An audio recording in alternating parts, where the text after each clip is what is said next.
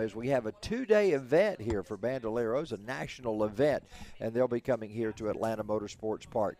Today we'll be having Spec Miatas on the track, as well as our Radical Downforce cars are going to be out on the track as well. We'll start out with Spec Miatas. They'll be out first. I was talking down there with the crew of Jeremy Durst in that 587. The 867 car of Jeremy Durst. And so that's the first session they run in the morning. So when the drivers get here, we go through a driver's meeting at 8:30, and then at 9 o'clock, track goes hot for practice and qualifying. And we run all the groups through, and then by about 11 o'clock, we're ready to grid up for. Only do 15 or 20 feet of elevation change at a road course inside a speedway because it blocked the view of the speedway otherwise. We probably have the largest elevation change of any track anywhere in the nation, and explain the difference between the height that we see over in turn 4 and then the lowest depth, which is probably turn 10 or 11 or maybe 13. What's the lowest point? The highest point on track is actually what you're looking at back at the water tower at the top of turn 4.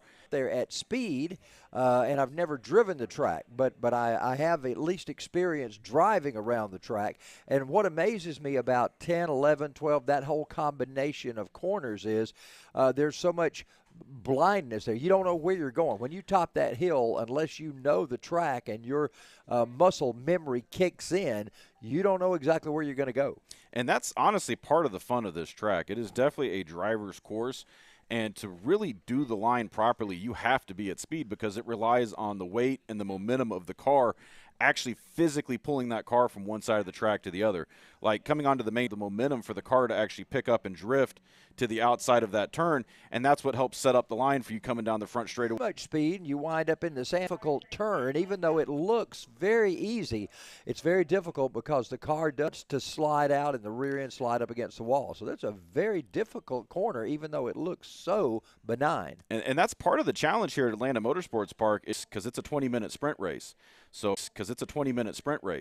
So if they're going hard on the binders for the first 5 minutes of the slowdown, and they're I know last race we had a driver that wound up in the sand pit in turn number 1, and he told us one of the reasons was he had braked so hard in 16 and 17 coming through that corner and that combination that he had messed up his today. And in a 5, Jordan could hit that braking zone.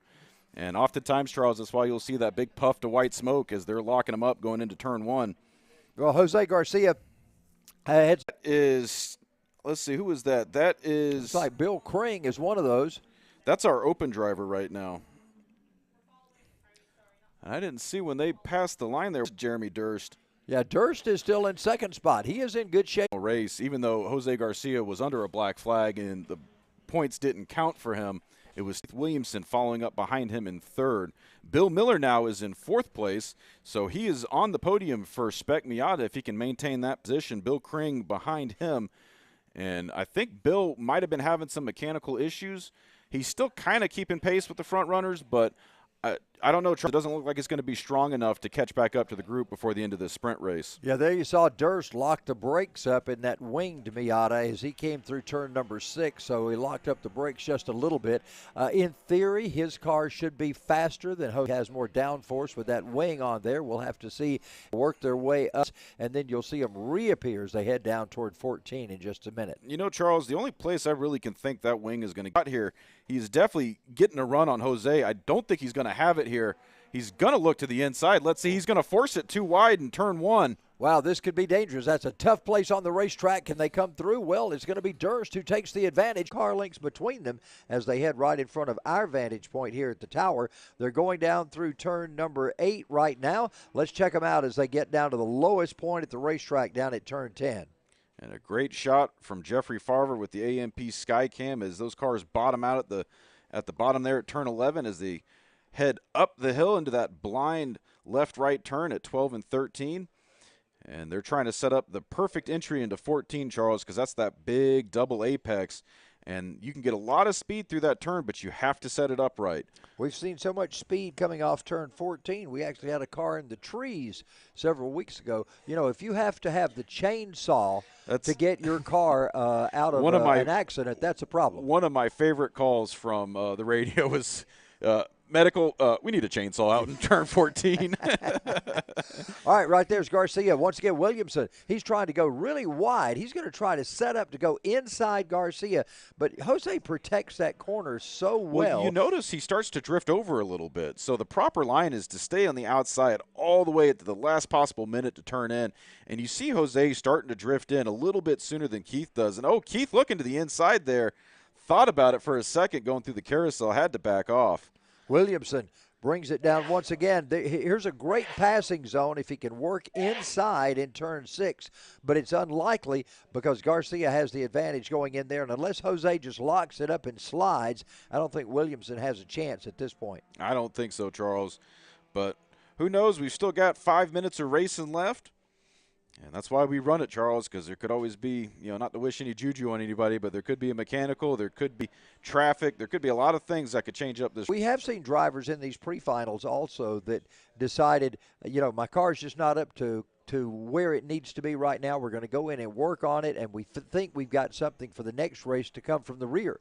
So we have seen drivers pull off with what was 2 or 3 laps to go, and it seemed as though they were running well, but they felt like there was something they could improve upon and wanted to fix it right then.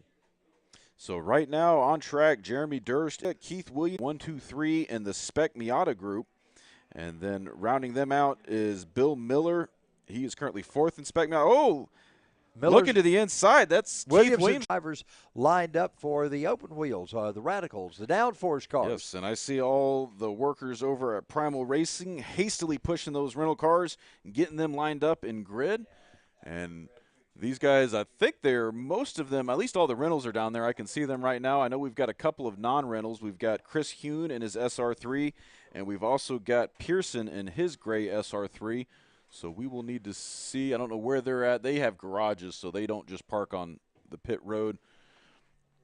So drivers, if you can hear me, downforce drivers, go ahead, make your way to grid. Downforce drivers, you need to make your way to the grid. We're going to be releasing grid here in a couple minutes. Downforce drivers, you need to be to your cars. Downforce drivers, let's get those cars to grid. Will, you talk about rental Primal car to race here in this division. So to do the Primal Racing School, you just need to be 16, have a driver's license to be able to come up, sign up for the school. And once you complete, guaranteed, but assuming you pass all your tests, you will come out with a provisional SCCA racing license. And that racing license is what will allow you to go to in 2 races here. And so after that,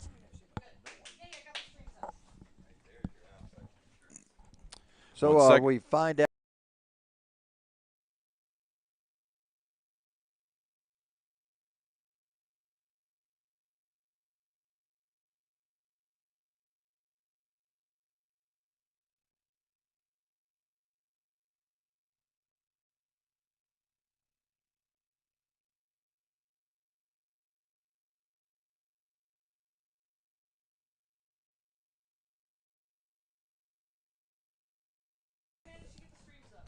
So we'll be ready to go with our downforce cars in just a moment. Let's check out the downforce lineup for us right now. Here's the way that they will start out for us this afternoon. You mentioned Chris Hune is here in his car. The Pearsons are in theirs. And we've got 2 different drivers. Yeah, I did not find out if John was going to be – I think John's going to run the first race, and I think his son Nick is going to run the second race. And they do that a lot, so they'll run the car – in both races, but 2 different drivers. Okay. And the way we score that is 2 different drivers, so it's not a team effort. So, John will get points for the first race, Nick will get points for the second race, but they will have to start in the back. And I think John actually was out there during qualifying, although on my sheet it doesn't have a time, so I don't think he was able to make it. So he'll probably be at the back of the grid, much like Nick will, because when they change drivers, then obviously he wasn't in race 1, so he'll have to start at the back. You talk about the country club atmosphere here at Atlanta Motorsports Park. Let's talk a little bit about what the socials are and what goes on for the members after the racing is over during the day. So every month during the summertime, we have member socials after our race days, and these are fun events for the members to come out. We have food, drinks, live music. We've been starting to do a lot more stuff for the kids. We'll get bounce houses. They'll turn the pool heater on. This month we've got the Mario Kart tournament. We're doing a burnout contest. We've got a lot of activities for members to come out, meet other members, because that's part of the benefit of being a member here at Atlanta Motorsports Park is the networking opportunities, because you're able to meet other members, other people that are into racing. A lot of these guys, it's crazy. You'll see these guys come in as complete novices. They'll never have been on a track before. And after a year of being here, they've already got buddies. They've got a race team going. They're traveling around the country, going to different events. And it's really the place to come meet people, that are like-minded, into cars, into racing. And the best part is you don't have to already be into it, because a lot of the members here, over 70% of our new members, have never been on a racetrack before. Wow. And so, it can be intimidating. But that's the beauty of this place, is you're not alone. And you'll have people to experience that with, to help coach you, because we've got a lot of coaches on staff. They're here to teach you the proper line, how to get around track, how to wheel your car. Because I notice, I've been around racing for a while, and I've noticed that the family atmosphere of racing, it doesn't matter if it's dirt track racing, if it's oval track, if it's road course, the family atmosphere is the same no matter where you are. Such a tight-knit group of people, and you may be battling tooth and nail with the driver on the racetrack, but if something happens to that driver, you're the first one there to try to help out their family. And we have seen that happen time and time again here, actually. We've seen guys that will lose a transmission, they'll lose a major part of their car during practice, and another driver will just so happen to have the part they need just sitting in their garage, and it'll be, oh yeah, sure, go grab it. I'll take care of that. For the final race in the summer series, that's coming up in 2 weeks. That's going to be our big karts, cars, and bandoleros event. That's going to be good. Now you're going to have bandolero cars, legends, or just bandoleros? Just bandoleros. Bandoleros only. Okay. Yeah, the legends are a little too loud right now. The bandoleros, those are interesting drivers, because you'll have young drivers in the bandoleros in one division. Then you'll have the outlaws, which can be any age group person. And I know, having done Victory Lane like you have done many times, you'll have a little bandolero car pull up to Victory Lane, and it's unusual to see a 6-foot tall 40-year-old man climb out of a little bandolero car. I always admire the scramble between races at bandolero events, where the 12-year-old's hopping out and the 40-year-old dad's hopping in. Yeah, that can certainly happen. Our field has been released right now. There you see them coming down through that tire barrier area over there. And I see Pearson getting on track here right now. Oh, he made it on. Okay, good. So I see that gray SR3 pulling on. And hopefully Chris Hune, because I remember his car being white, and that might be him right there in second place. Is that the 53? Is that what's rolling by the tower? 53. Yep, that's Chris Hune on the score sheet. So good luck picking him apart from the school cars. He's got a little bit of black there on the side, although, I think the guys down at Primal Racing have been listening to us struggle to identify these cars. Distinguish you from everybody else, because so many of these cars are white. Obviously, Pearson, you can check him out because he's in the silver car, so he does stand out a bit differently. And, of course, the black car that is out here on occasion with us, man, you'd think you got the Batmobile out there while looking at that car. And we should see if Pearson can. Actually, I'm being told from race control, so they'll be going hot here this time by. Let's talk about these cars for just a moment. They are motorcycle engine powered. Tell a little bit about that. So the school cars all have Suzuki Hayabusa engines in them. So they're 1340cc inline 4 motorcycle engines. And they're producing anywhere from 180 to 225 horsepower. The SR3s are running the same engines. Inline 4s, that is pretty amazing. Usually you see the V or something like that. Pulling away, yeah. Yeah, the Folgers, I talked to Dad and son here last time they were here, and they are really enjoying their times here at Atlanta Motorsports Park. And today, I would think Greg is really enjoying this, had some side-by-side action, able to pull away now. He is on a solid third. So these are guys that have signed up. Tayton has been out here all year. Nagy's been out. He was out with us all last season, and he's been out again all this season. And then Duo have been out here as well. Missing Raiden Nickel today. I wonder where he is. He was at another ask specific. He's going to slow down. That's why that slowdown occurred. I said Nuremberg Ring recreation. So that's what we're looking at right now, where the pace car is. So, and the one at Nürburgring's a little bit smaller, but it's similar, where it's almost it's more than a full 180 as you're going around.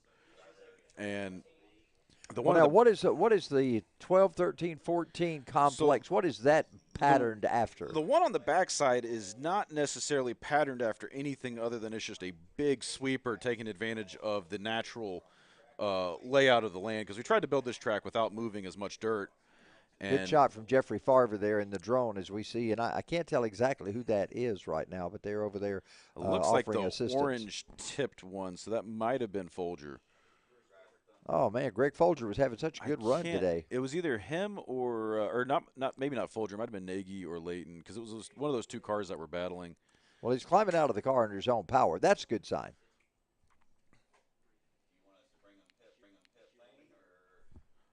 Oh, so I'm getting word that that's actually our race leader, Adam Brickley. Wow, that was Brickley. Wow.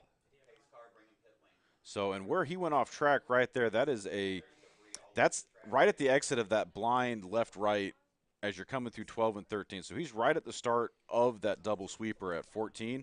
And those cars are real easy to get sideways coming through there because they'll pull the wheel left and then they pull the wheel right real quick as they're coming through that turn. Doesn't look like he made contact with the wall. We can see his tire marks as he came off the corner there, and they just go straight to the car. So I don't believe he made any contact with the wall. Well, now we got more information coming as they're saying it's a deer strike. Oh, really?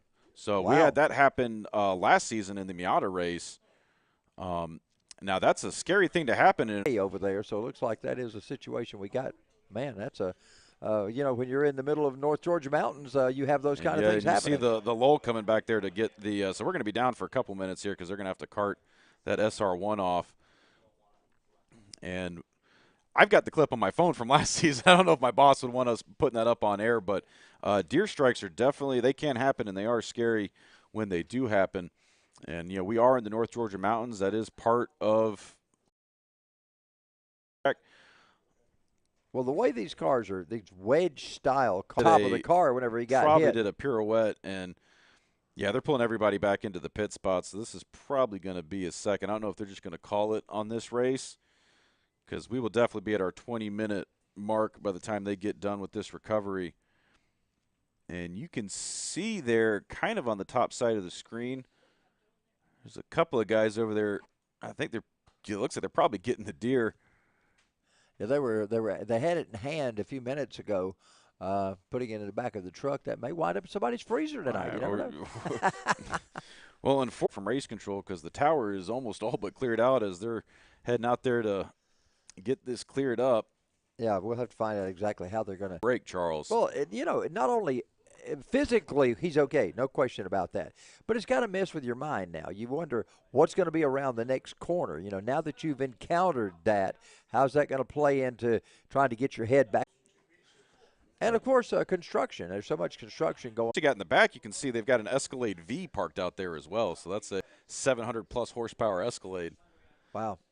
They talk about the batteries in these things. You see all of the cars nowadays that are fully electric. Our buddies that are we're doing the DeLorean, changing those over to electric vehicles. The batteries are the big thing. There's so many batteries in those, and those batteries are so large.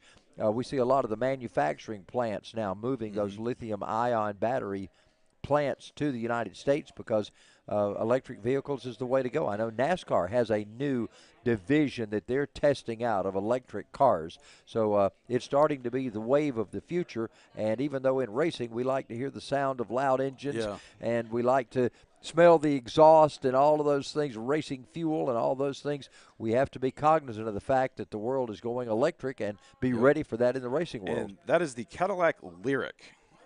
They are out there testing, and actually what they're doing is dealer training. So these cars are about to hit the market, so they're bringing in all of the local dealers to get their hands on, test drive, learn all the sales points. And it's a pretty big deal. Cadillac's got the entire venue rented out for almost 3 weeks for this event. Wow. And so those cars have been up on site all week, and they were just starting the program this week, and they're running through groups. I think every couple of days they run a new group through the program. I noticed some of the billboards I saw downstairs that were talking about the electric event, and they're spelling it R-I-Q on the end like Lyriq, so they're tying that in with the new Cadillac Lyriq. Now, as speaking they get set for that. Of Cadillac owners, me having just gotten rid of mine, you, I understand, are a new Cadillac owner. Well, we have had probably 10 Cadillacs over the period of time. Always loved them, and just purchased a new one here recently. Yeah, I was. We were actually at Lanier. I think I was admiring. Yeah. Debbie had just car. gotten it there. I tell you what, you know, and we are just one of those people. I like, even though we don't deal with American-made vehicles here too much, I like American-made vehicles. I like the Cadillac, and I like the fact that it's a GM product. So I've always enjoyed those, and we've had good luck with them over the years. Well, we've had, me personally, we've had two of them. We had a CTS, and then we had the Escalade for a little while. But now that I got a young one at the helm, we had the Escalade was out of warranty, so time to trade in and trade up. So we've are riding with a couple of Toyotas now. Speaking of that, how is young Bradley doing right now? He is 6 weeks old and alive and kicking. 6 weeks old. old. Mama is doing good. Still gracious enough to let me come out to the racetrack. So that was as your time at the track continues to evolve, my time at the track is de-escalating right now, ready to head into retirement. Matter of fact, they called me today and asked if I was going to be at Toccoa tonight to throw a big retirement deal for me. Told them, nope, sorry, I got to go to Lanier tonight. Won't be at Toccoa for that retirement benefit. So, not benefit, but the benefits of retirement, put it that way. So we'll have to plan that for next spring. Something tells me, though, Charles, I don't think you're going to be gone for too long. You'll still call a race here and there. You can't be fully retired. You know, as the time draws near, I'm getting less and less excited about my decision to retire. Well, announcing is the retirement job. So well, it is. And you retired from being retired. I'm fortunate that when you announce your retirement, people kind of come out of the woodwork. NASCAR's asked me back, so looking forward to doing a few races for NASCAR again next year. So that's exciting. Nice. Well, I mean, hey, if you need a co-announcer. Yeah, well, that's not up to me, Will. That is not up to me. That's somebody else's call. I'm just happy that they called me and asked me to come back. So it'll be nice to be back in the booth for the NASCAR events coming up again. Well, if that's the key to success, I'm just going to announce right now. I think I'm retiring at the end of this season. I'm going to hang up the headset and. It's amazing the opportunities that come your way whenever you announce your retirement. I mean, just ask Mark Martin. Just ask some of those guys that said they were going to retire and came back for another almost full several seasons afterwards. All right, we got cars back on the track once again. We've opened the track back up. We're rolling. Threw a red flag for that. So we suspended time during that red flag. So where do we stand time-wise? So that was a red flag. So it looks like we're just a hair under 15 minutes. I think when they throw the green is when the timer will start again. So as race control is informing me right now, we are going to do 2 laps. So it's going to be a green-white checkered finish. So we should be 1 pace lap, and then they should go green this next time by. And that's going to be an exciting finish because, unfortunately, with Brickley out of the way, Chris Huhn is now your race leader, and it looks like – I can't see if Pearson actually pulled off track. Nope, he is in the back, so he should be able to catch back up to this grid. I don't know, 2 laps he's going to be able to make his way up to challenge Huhn, so Huhn might – have a nice leisurely drive to a podium finish. But really where it's going to heat up now, Charles, is that fight for the podium in the SR1 class, because you've now got Greg Folger, Andrew Nagy, and William Layton all 1, 2, 3 there in the 2nd, 3rd, and 4th overall positions. And they're going to be fighting for a podium here in a 2-lap battle at the end of this race. Yeah, it's going to be an interesting race. Our leader, of course, is out. Jeremy Durst is out, but we've got the rest of that field in. And Durst was in a little different vehicle than the others anyway, so we'll find out what goes on here in a minute. Rachel Heiler brings that crowd of cars. You see them barely going off into turn 13 and 14 right now. And that is where we just had that deer strike incident. So, unfortunately, didn't catch it on camera. Probably fortunate that we didn't catch it on camera because those are always hard to watch. But the pack making their way through turns 14, and they are side by side. So look for Rachel Heiler to pull off the track. Rachel, you can see her way in the pit road. Back in their spot, staged there by the skid pad. Let's talk about that skid pad for a moment as we get ready to go green. That has been redone over the offseason last year, and it's brand new. And has it made a difference for the drivers that have worked on it? New polished concrete surface is fantastic, Charles. And speaking of fantastic, we got some racing action. Looks like Pearson just went ahead and skipped ahead of the crowd, so he is right on the tail of Chris Huhn. So everything I said, just throw it out the door because we now have a 1-2 fight in your SR3 class, followed up by a 1-2-3 fight in the SR1 class. Although Pearson not able to get around the field now, he is 3rd overall. So Greg Folger, your lone SR1 in the middle of an SR3 sandwich right now, is Chris Huhn, your race leader. followed by Greg Folger in the SR1. Pearson in that gray SR3. Let's see what happens as they come barreling into turn 6 here. Pearson's going to look to the inside. Look to him to try and maybe make the move here as they go out of sight through turn 7. Pearson was unable to make that pass. Looked like he was setting it up very well in turn number 6 to try to make an inside move. Just didn't have the power to come off. That was where he spun out earlier. So do you think he might be a little hesitant after that early spin? Very possible. He may have been scared to get on the gas that quickly coming out of the corner like that, but he did set it up going in very well. Well, just I know couldn't pull it off. It's been a couple races since he's last been out here with us, so it could also be a case of just shaking out the cobwebs. Well, they work their way now through 12 and 13. We'll see them reappear as they come off 14 right now, and there comes your leader as we get Chris Hune, I believe that is, coming off turn number 16, and Hune comes through this front straightaway area to complete yet another lap, and we're now 16 minutes into this race, 4 minutes to go. He is your overall leader right now in SR3, being closely followed by your overall leader in SR1, Greg Folger. Greg Folger's got that blue stripe. And that was it, Charles. That was our checkered flag. So he will be your race winner. I thought we had one more to go. All right, we apparently did count all that time that was involved in that. So that was the end of that one. So congratulations to both Chris Hune and Greg Folger. So that was a one-lap finish, not a two-lap finish. Yeah, so they finish it up here today. So we will be bringing those cars back to the paddock area, and we'll be getting ready to set up for an afternoon of racing. Brush up on my ASL because I totally misinterpreted the sign language from race control when he was holding up 2 fingers to go. So we will put a cap on this one. That was, well, a little bit of action, Charles, a lot of bit of waiting, and followed by a little bit more action. That was a pretty good downforce battle there. All season long, these guys have been putting on a show. We've had about 8-9 drivers all season. You know, we had a little bit of, obviously that slowdown with the deer strike kind of put a damper in things here, but, you know, all things considered, that was still a pretty good race number 1, and it's going to set the grid for race 2. Hopefully we'll see Brickley back out there. I know those guys are going to be working pretty hard at lunch to get his car fixed and running, and they could have another rental that they pull out of the closet. I don't know if they've got them all in use right now or not. Well, we'll check on Jeremy Durst's car to find out how much damage there was on that car. We'll definitely go talk to him at lunch and get his take on what happened, and we'll report back after the break. But that being said, this is our final race of the morning, so we're going to go ahead and go on a little bit of a lunch break here. We will be back at it in about an hour and a half at 1:30. So if you're listening at home, make sure you tune back in. We should be hot around 1:40 for the start of race number 2. Remember to hit the bell, hit the notifications, and also subscribe to our channel here on YouTube. And if you're on Facebook, also check out the notifications there for Atlanta Motorsports Park. We bring you the action, everything that moves here at this track, whether it's the main track or whether it's the kart track. All that be coming up next weekend. So check us out at Atlanta Motorsports Park.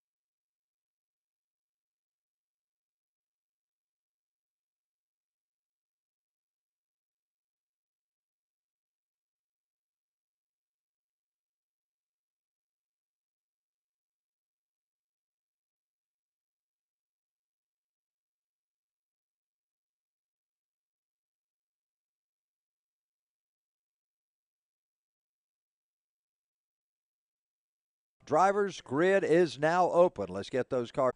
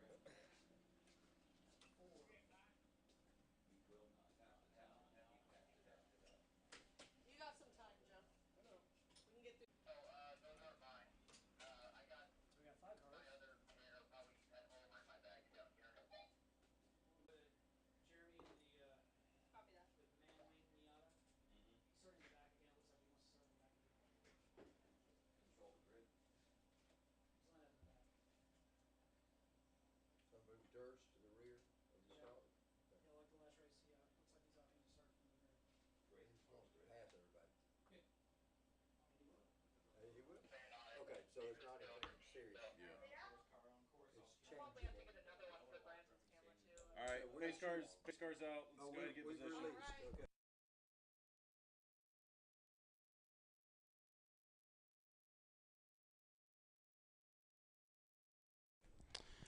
Welcome back to Atlanta Motorsports Park. It's the afternoon running. It's the podium type races going on now. This will determine our podium finishes today.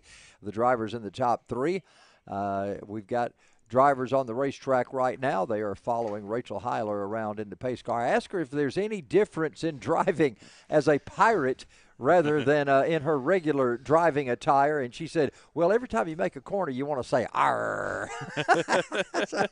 Kind of an interesting perspective from Rachel today, dressed up as a pirate on Halloween. She did this last year. She said next year she's already promised us she's going to be a pixie princess next year. So no more pirate for her, but staying within the P family anyway. Ask her how to close in on Williamson, or if he has. They head down to turn one. Williamson has about a 15-car length lead right now. Can Garcia in the final 7 minutes tighten that up and overtake him? And it looks like the gap is already shrinking right now. I can see him from the tower, and they are definitely closing it down. I think Williamson happy to just take a breather for a second, probably save on his consumables. Don't breathe too much. Jose is on a mission right now. And he is out for blood. You can see he is driving hard. And this is going to bring us to an exciting finish here, Charles, with about 6 minutes to go in this race. Well, you got Williamson. You know, you wonder the mental things that are going on for both these drivers. Williamson knows Jose is hungry. He missed that shift or whatever happened. Now he's going to be coming back. So is that going to cause Keith to overdrive, to stay out front? Jose is trying to do everything he can to catch him. Will he overdrive? So the emotions that those drivers are feeling right now, how's that going to play out into their feel of the steering wheel and their foot on the throttle? We got to figure that out. Well, they were all smiles and happy during lunch, but I don't know if it's going to be that way after race two, because they are going nose to tail right now as they make their way through that blind side of the track. They will come back into camera view here shortly. We saw Bill Kring and Bill Miller going at it. Miller looks like he's got the advantage over Kring right now. That is for fourth and fifth. Williamson is still, he's got a pretty handy lead over Garcia. It looks like when he is out of sight on the back part of that track, that is when he's gaining the most time. And then we always see Garcia, he's real late braking into turn one, and then he always gets the run coming out of turn one. Like, I think Jose's part of the track is turn one to turn five. Yeah, he's closing in right now. You see that. Yeah. I think you're exactly right. Turn 1, 2, maybe even including turn number 6, Jose is really strong in those areas. Now he's closing in once again on Williamson. But on the back side of the track, I think that's where Keith comes into play with his prowess. And Keith, he's got a lot of lap time or a lot of seat time out here. And look at this. Garcia almost on his bumper now. And, Charles, we are 15 and a half minutes, so 4.5 to go here. Well, Jose was behind maybe 15 car lengths there at one point. Now he's about 6 car lengths behind. So if that gap is closing, this is the point in the track where Williamson seems to show a little more than Jose does. But Jose's not giving up anything. Look at him closing the gap as they go into 12. This is where age and experience is going to come into play with Williamson, seeing how well he can hang on to this lead over the faster Garcia. And don't want him to hear me say that, but Garcia is in the faster car right now. As we saw during the drag race earlier, Garcia was able to outpull on Keith Williamson. So it's going to be every bit of driving out of Williamson to keep Jose Garcia in second place. Well, we assume that Jose missed a shift. We're just assuming that. It could be that something else is going on with that car. He may have an issue that we're not aware of, because right now Williamson has about a 10-car length lead going into turn one. This is where Garcia's forte comes into play. Let's see if he's able to close in now as they work to the S's. I'd almost expect Garcia to be pushing Keith's bumper by the time they get to turn 6. All right, let's check it out. They work their way out of 2, up 3. They'll go through the carousel. Garcia's closing in. Man, Jose is really strong in that area of the racetrack. Williamson brings him down the hill. This is an elevation change of about 40 feet. They'll go to they have to get on the binders in a hurry. Who's going to get through turn 6 best? Williamson trying to hold off Garcia. It's down to 3 car lengths. Is there enough time, Will, for Garcia to get by Williamson? I don't know. We're just under 3 minutes to go right now. We just ticked past the 17-minute point. So I'd say we've got this lap and maybe 2 more. We'll have to see if the white flag comes out or not this time. They're running a minute 10, minute 20 lap, something like that. Garcia is closing in on Williamson. This is the part where Keith is a little faster than Jose. Let's see if that comes into play again this time. We'll watch them as they head off by the trees. We barely see them there for just a moment. Looks like that gap is about the same. They'll come off turn number 14 in that big sweeper and head up the hill. Again, they're going up. Quite an elevation here. Williamson is coming up. Garcia has slowed significantly, and I believe he's going to be pulling off the track and down pit road. Definitely a mechanical issue. So I think there's been something going on with Jose. Yes, he is on pit road right now. So there was something more than just possibly a missed shift. There is something wrong with that car. So Williamson now, nobody inside of him, as he will continue to power on with the time slowing down or widening its way down right now. Garcia, you see him pull his Miata to a stop. And, yeah, I don't know, Charles, because he literally had that issue and then was running almost a half second faster than Williamson. So that last lap at speed, he was the faster car. So he definitely – the car's got to be making a sound he didn't like, and that's why he pulled it off track. Yeah, something going on there. So right now we've got Durst up front, as we figured would happen, and that you mentioned the aerodynamics of that car. Obviously the wing on there and the aero package on it. He is out front with Williamson in second. They go through that area over in turn 8, 9. They're heading down to 10 right now. So they are well out ahead of the track. The best race going on now is Bill Kring and Bill Miller. Second and third between the two Bills. So, because with Jose Garcia dropping out, that puts Bill Kring into second and Bill Miller into third. And they just crossed past our vantage point up here in the tower. Pulls it into the garage area, into the paddock. So he has taken it completely off of pit road right now and into the garage area. There you see Durst coming by. You see Williamson well behind him. White flag is out this time. It'll be the final lap around. So Durst and Williamson have passed us. In just a moment, we'll see the battle of the Bills, as you called it, Will, as Bill Kring and Bill Miller come by. Let's see who's got the advantage in that race that's going on right now. They're quite a distance away from these other drivers. It surprises me how far out Williamson has gotten ahead of them. There comes Kring by. He's got Miller right behind him. They've still got a pretty good battle going on. That is for third and fourth. Dragging tires into turn 1. They locked those up hard. That's third and fourth on the racetrack, but second and third in their group. So podium finishes for sure for everybody who's left on the racetrack.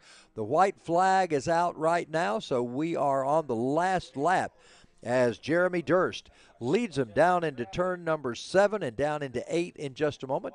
And as we notice over there on the other side of the screen, you see the kart track kind of getting up to a little bit of speed right now as more drivers get involved in their practice for next weekend. Yes, and that's actually public karting getting heated up back at the go-kart track. Those are the rental carts. Public carts are back up. They're open right now. Yeah, so the member times in the morning, public time in the afternoon. Gotcha, okay. That's how they split it up. All right, let's check them out right now as we get ready to come to the finish line. There comes that's Coker. Coker by. And he is your last car on the lead lap. He'll be taking the white flag, but not long behind him. Here comes Jeremy Durst. Durst will come by. You'll see him exit off turn number 17. Jeremy Durst will come to the checkered flag.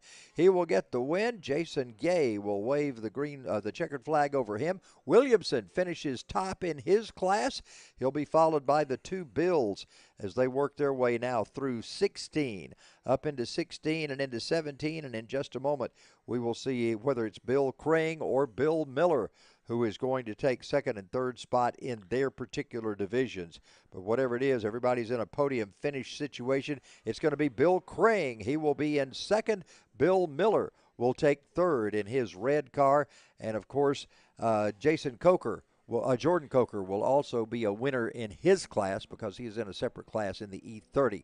So he is winding his way around for the final time. There you see Coker getting ready to head into the big corner, and it won't be long before we'll see him come around. So the driver's on the cool-down lap right now. Well, it's an interesting race. We saw Jose Garcia suffer some kind of mechanical issue. Looked like he had that race in the bag, but then again, he had a good race going on with Keith Williamson, and they were battling strong there, and all of a sudden something happened in Jose's car, and he's off track. Well, it's just like we saw in the last Downforce race. I mean, anything can happen to the leaders. You know, just because you're out front doesn't mean you got it in the bag. And Garcia obviously having some troubles. You know, we're not going to be able to get down there and talk to him before the end of the broadcast, so we'll have to find out what happened and get back with y'all in a couple weeks. But there comes Coker by. He will take the checkered flag. That will end Group 1. Group 2 will be ready to come out on the track in just a few moments. And I can see those Downforce cars are already on the grid and waiting. So we are going to sit here and let Jordan finish his cool-down lap, and we will be back with you momentarily with the Downforce race.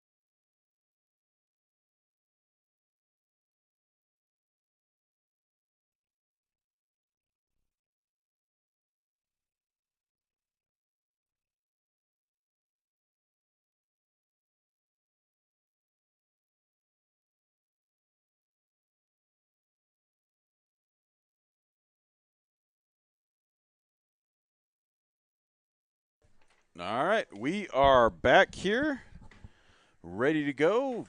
Downforce grid has been released, so we are going to start this race a couple minutes early. Hey, Will, we had a interesting situation. We watched the video. Chris Hune had video of the incident with Adam Brickley and the deer, and That's a very unfortunate incident to have happen because that and I was talking to his dad, so that was actually his car. So he was in an SR1, and I assumed it was a rental, but that was actually his car. So he's going to be out for the day. We were looking at the damage, and it looks like some body panels. It looks like we got a car already around here. how'd that happen? Behind the out of shot behind the water tower, and it looks like he has been able to self-right. He may have That's something we usually only see at kart track. That's spinning out on the pace lap. That's a sign of being a little eager there. Didn't see who that was. I know it wasn't John Pearson because his car is gray, but I could not. It was one of the white ones. It was a 71. Maybe 77. It may have been Leighton in 77 car. But we saw the video from Chris Hune of the actual incident with the deer, and that was the first time we had noticed the deer came from the inside of the racetrack. And, of course, the deer went about 30 feet in the air, man. It was a wallop.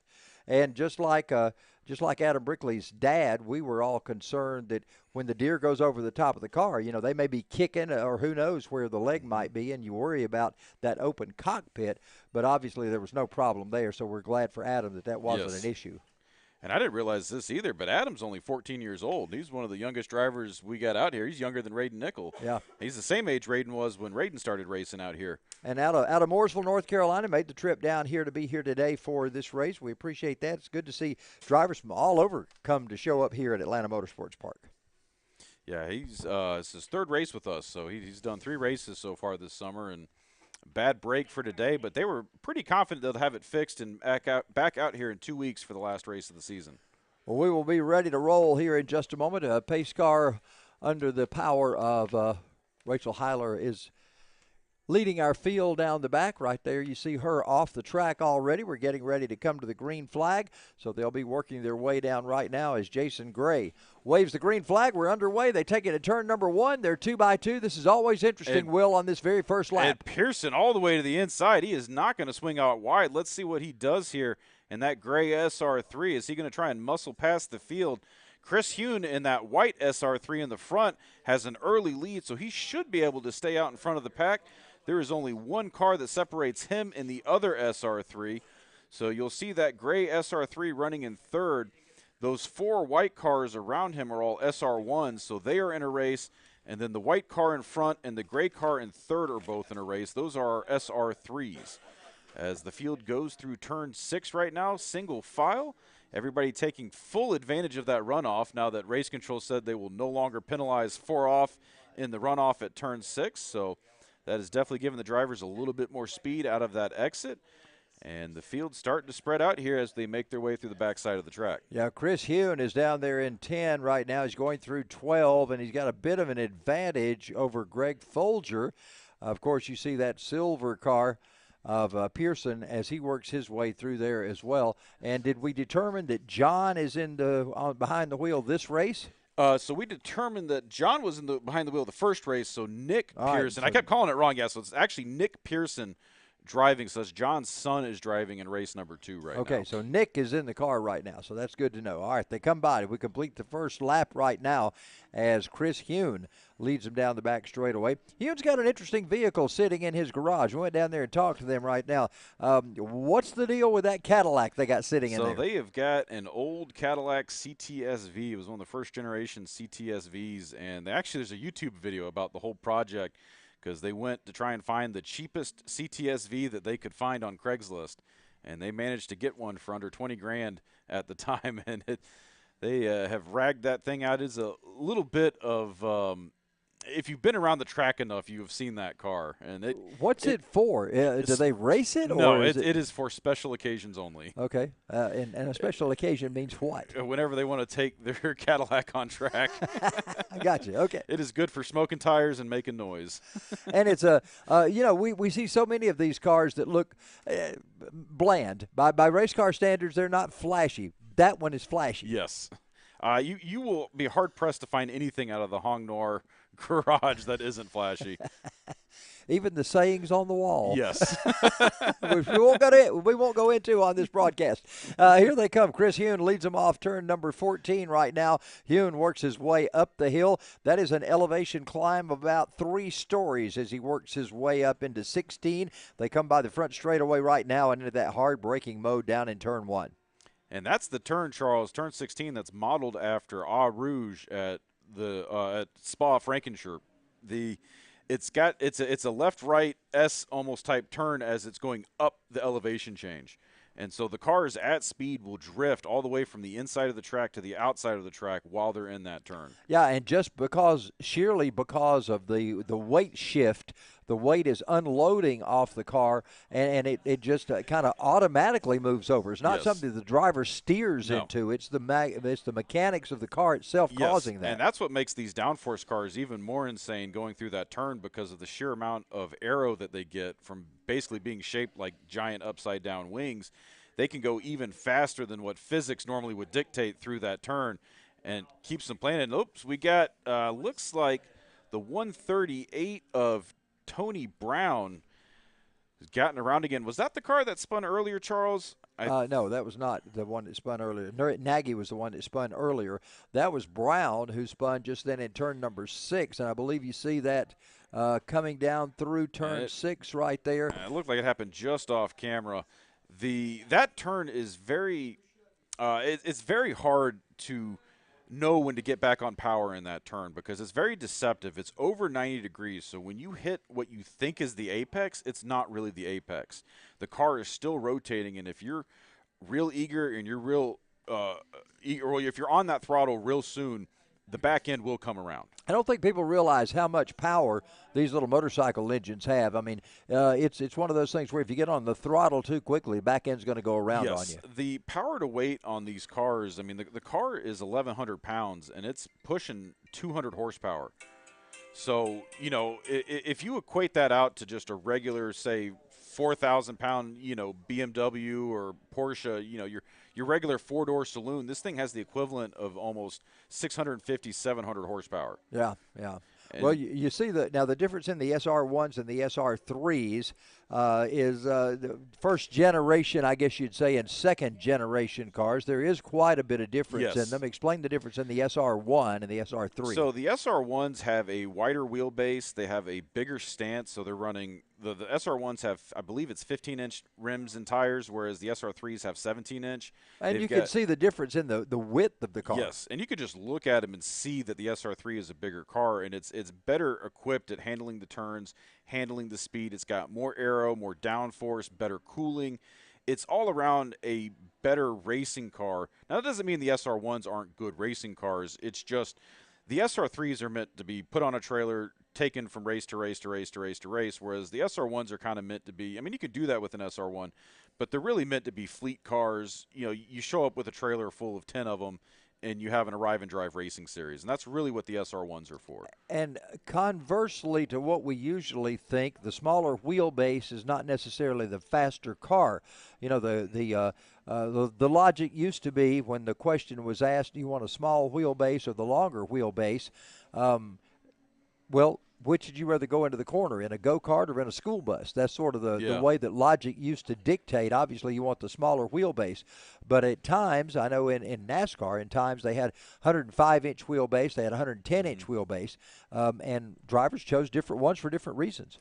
Well, these cars are also the SR3s and the SR1s. The 3s are a little bit longer, and they're a bit wider. So proportionate, they're still pretty close.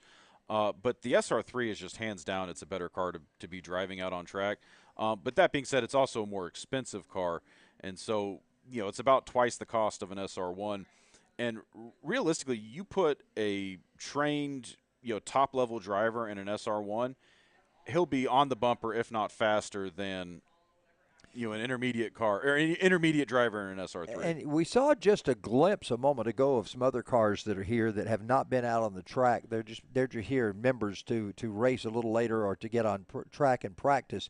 There's a red and gold car and a black car down there, completely different. Even though they're still the same radical downforce cars, but completely different as far as the design. One's a coupe, actually, roof and the whole deal. It's different looking. So those are called the Radical RXCs, and the one with the roof is the RXC slow, and then the one with the open cockpit's the Spider, and they're about 650 horsepower to about 2,200 pounds. Wow. So they are much heavier, twice as heavy. Yes, but they got over 3 times the horsepower, and that's the top of the Radical line that they make. And those they have a Ford EcoBoost in them. It's got a V6, and they are quite impressive. The one that's got the closed cockpit is actually full carbon fiber body. Wow. And so that actually saves a little bit of the weight. Well, it puts the weight where you want it to go. Yes. I mean, even if you have to meet a minimum weight standard, you can then place the weight where you want it rather than it being involved in the body or higher up. You want that less rotating weight, and you want to be able to put your weight where you need it. And that car, actually, the black car that you can kind of see off the bottom of the screen right there, the one with the enclosed cockpit, it comes with a button so you can actually raise and lower the front end for driving it around the street. So he can actually, if he wanted to, I'm not sure if it's been registered, but it can be registered street legal. Wow. That's interesting. Does it come with lights and wipers and all that kind of stuff? It can, if they want to put them on there. The way they do it is through kit car rules. So they import the engine and the body. It all comes separate, and it all gets put together stateside. I'll tell you a quick story while this race goes on right here. There's not a lot of heavy competition going on. I was at Charlotte Motor Speedway one day, and Elliott Forbes Robinson was there, and he was having to make a Legends car street legal because Bruton Smith wanted him to drive it to downtown Charlotte in order to be in the Christmas parade. And he said the amount of hours and the amount of work, it was really ridiculous to have to put wipers and put lights and all that on a Legends car just so he could drive it to downtown Charlotte. He said, I've spent 3 weeks on this car. Don't have it ready yet to be street legal. Mm. And but Bruton Smith gets what Bruton Smith wants. Yes. All right, there they come. There comes our leader. It's Chris Hune. He's coming off turn. I believe he's coming into 17 right now. So Hune is our race leader. We are just approaching the halfway point, just almost 10 minutes in right now.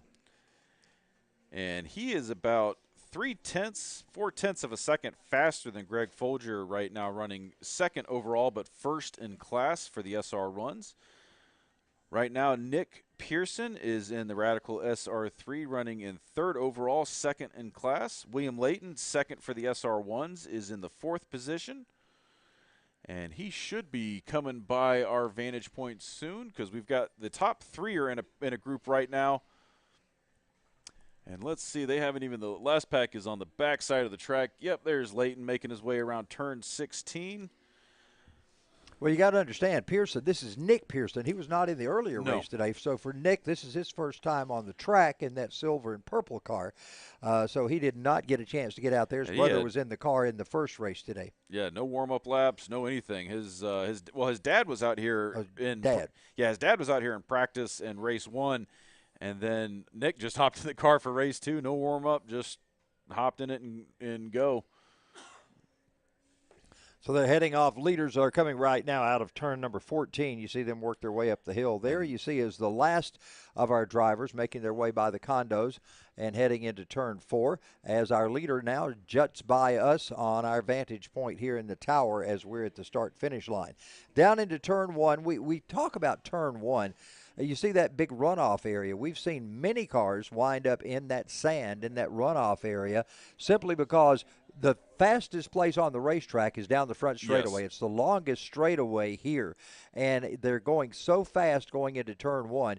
You've really got to get slowed down to make that hairpin turn in order to go back way to your left. So when you do that, sometimes they just overshoot it, and thank goodness that sand is there to slow them down, to keep them hitting the wall and the tire barrier. Yeah, and that's your heaviest braking zone on track, and really where you got to watch out for flat spotting the tires, because you'll see a lot of times the drivers will hit a huge puff to smoke, and if they flat spot one of those slicks, that's not a good sign. Yeah, and they'll do that also in 6. I think those 2 areas are the biggest hairpin But turns I here. will say worse than getting a flat spot, though, is joining the beach club, and that's typically what we call it whenever you make a trip out to the to the sand.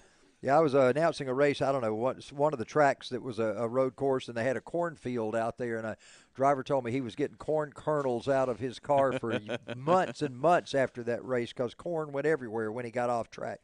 We called that agricultural racing. Well, it's like some of these cars, when they go to service these cars and they're pulling body panels off, the amount of grit, rubber, debris from the track that just collects in every crevice of these cars. It's quite impressive what these cars put up with. Well, you go to a dirt track and you come home with red mud all over you. You go to an asphalt track and you wind up amazed at how much rubber you have on you at the end of the day.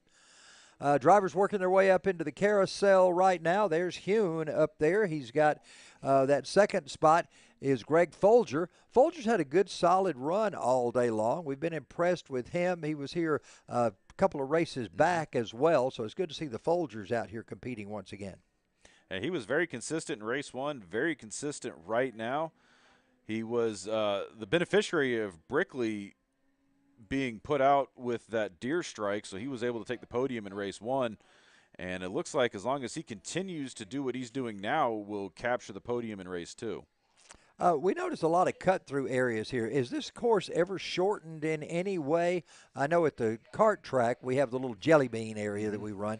Do we ever run smaller than the full race course here? So we do run the variant 4, which is the short course layout, and that's that cut-through that you were seeing on the screen, the one that was closer to the building, and that's the one that cuts around Anna Hill. We will run that for certain divisions, like the Bandoleros are going to run that course layout next week or 2 weeks from now. And that's mainly because if we run things with less power or lower gearing, you really don't want them to run the full 2 miles. Right. And it can be real hard to get up that hill in the back, and just subsequently makes the racing not fun. Well, and the Bandoleros are so underpowered compared to everything else that we run here on a normal basis. Till that is obviously going to be good for them. And you see several cut-through roads that aren't conducive to racing. I mean, they're just not made. But that one area is made so they can make the turn through there. Yes, and there are a couple of danger spots out there that drivers do have to look out for. Mainly because that is a little bit of an off-camber turn because it's cresting to the outside as you're turning. And so the weight of the car is naturally going to want to fling to the outside on top of it turning. So like as a banked would be banked inward, this is banked outward. Right. I got you. Yeah. And so that can be an issue. And you can see there's that tire wall and the barricade right there. And so we put that up purely to run the short course because that can be a hot So is that zone. where the short course turns off? Yes, right there on that right there. first little road that you see right at the very right of your screen?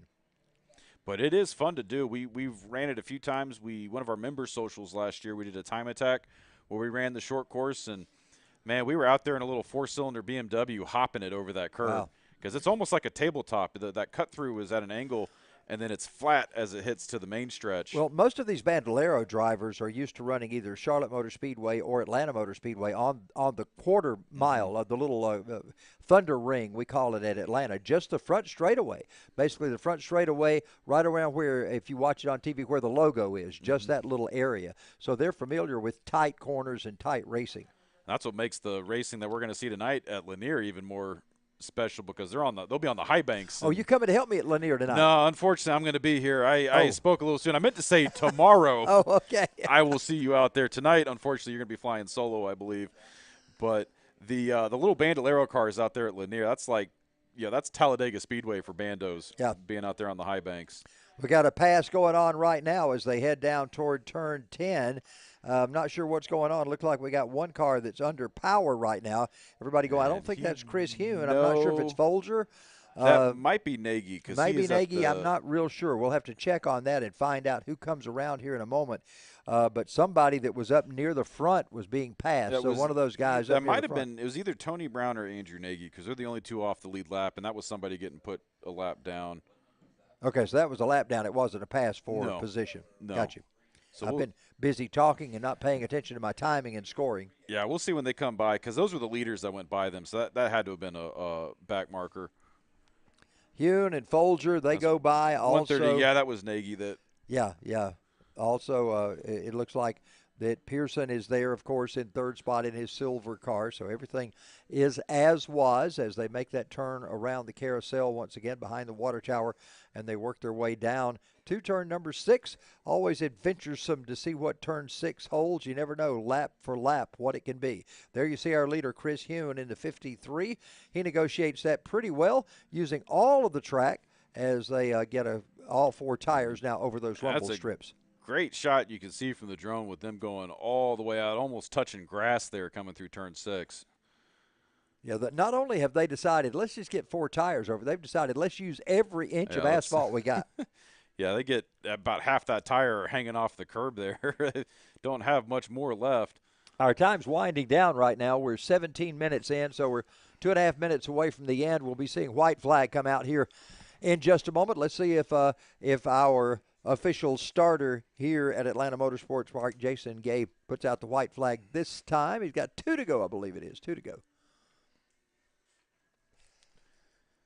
And there go your leaders. So it'll be white flag next time around. They did not get it this time, so next time by, we will see a white flag come out for our drivers. So not really much contesting going on. It looks like Pearson has got a little bit of a shot at trying to move up from the 3rd position, but right now Folger is still working on Chris Hune. Hune brings it off forward. We got one of the lap cars, I believe. I think that's that Nagy. They're passing as they come by. He's got that yellow stripe on his spoiler, so Nagy's going to yield and stay. Well, he's kind of yielding, kind of not yielding as the rest of the crew comes around.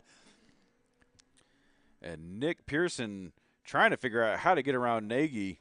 He is stuck there in the back. Oh, he's going to make the move, diving into turn 8. And he 2-for-1 special there, although that looks like he left. It was probably Tony Brown out to dry there because he just saw Pearson knifing across the field, and he hit the brakes. Didn't know what was going on there, and he made a double move through turn 8. Yeah, Pearson that was a pretty sharp move on his place to do that. You see the 77 car shoot by us, and that is William Layton, who's well behind the field right now of leaders, as those leaders bring it off turn number 16. They're working their way up. Here comes your leader by Hune. Will take the white flag. Pearson, there he is in 2nd spot. So that moves Pearson up to 2nd, and the 129 of Folger is now your 3rd place car. So Pearson has made that move on that final, next to final, penultimate, I love the word you used earlier, penultimate lap just before they came to take the white flag. So it's Hune, your leader. Can Pearson chase him down? Does he have superior equipment and handling? That's a good question as this final lap is underway. These are 2 SR3s going at it for the lead right now, Charles. That last move by Pearson was a good example of the agility difference between the SR1 and the SR3. And Pearson getting a little squirrely there. I don't know if you saw that on the screen. Back end coming around just a little bit. He was a little early on the throttle coming out of 6th. I think he's eager trying to catch up to the bumper of Chris Hune. But it's not looking like that's going to happen as the final lap is winding down. Pearson is doing everything he can to catch up to Chris Hune. And the drivers are going to go out of sight here momentarily, so we'll see how this shakes out as they come out through the final turn. Drivers like to use that term, get up on the wheel, and you can tell when the white flag comes out, everybody gets up on the wheel, and they're ready to see if they can do some more battle. So there comes your leader, Hune. Bringing it up. I think this will be the final time for Chris Hune. He comes down the front straightaway. We'll see checkers in the air, and Hune gets the win. Pearson in 2nd spot. Folger will take 3rd. That will be your podium finish today with Hune, Pearson, and Folger, the top 3. So Folger will actually take the win for SR1. Oh, I didn't realize they were separate classes. So Hune and Pearson are the only 2 in SR3, so that'll be your 1-2 finish there. But Greg Folger will take the win for SR1. William Layton will take 2nd place in SR1.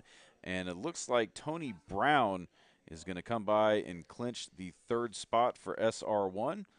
A little bit of a tough break for Nagy because I believe he was the driver that got around earlier. And I just don't know if he was quite able to recover. I don't know if that was a confidence issue because he was running pretty consistent today. Yeah, he never really recovered from that. He had that problem, I mean, before the green flag came out, a problem over in turn 4 as the car went around, and that was before the race even got underway. And I think that may have messed with his mind a little bit. Of course, it could have messed up his car, too. He could have flat spotted a tire, like you were talking about, Yeah. whenever he spun. So you never know exactly what's going to happen when that is the issue.